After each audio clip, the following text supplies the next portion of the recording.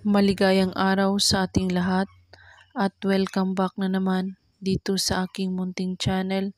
Panibagong araw, panibagong video na naman tayo. Sa araw na ito ay may ituturo ako sa inyo na simpleng gabay at simpleng pamamaraan.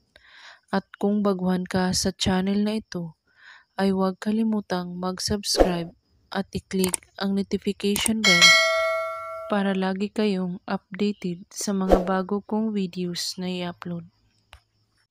Gayuma, upang hindi ka iiwan ng asawa mo o kasintahan mo pa lamang. Gawin mo ito ng may malinis na intensyon ay may buong pagmamahal sa puso. Huwag mo itong gawing laro. Gawin ito sa araw ng Lunes, kahit anong oras. Ihanda mo ang papel, panulat at kandila. At pagkatapos, pumasok ka sa inyong silid at siguraduhin na walang makakakita sa iyo at makakaistorbo. Kunin mo ang kandila at sindihan ito at ilagay mo ito sa inyong harapan at kailangan hindi ito mamamatay. Sa papel, isulat mo ang kanyang kumpletong pangalan at ang kanyang kapanganakan ng 1 beses. At pagkatapos, itupi mo ang papel sa 2, saka ito hawakan mo at ipikit ang iyong mata at pagkakaisipin ang taong inyong ginagayuma.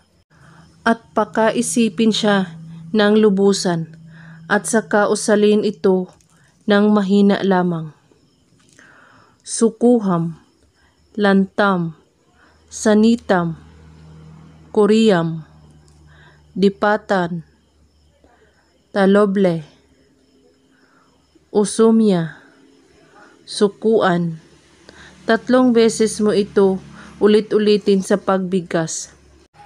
At pagkatapos mong bigkasin, ay patayin mo ang kandila gamit lang ang inyong kamay at huwag mo itong ihipan. At ang papel, tupiin mo ulit hanggat ito ay maliit at ilagay ito sa inyong wallet. At ang kandila ay pwede mo itong gamitin sa susunod mong ritual.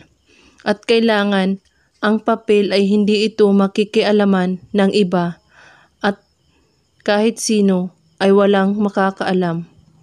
At hindi ito pwede mahawakan ng iba at huwag mong sasabihin nila. Gawin ito na may taos-pusong paniniwala. At kung may katanungan po kayo ay magko-comment lang po sa baba. Maraming salamat sa panonood. May God bless us all.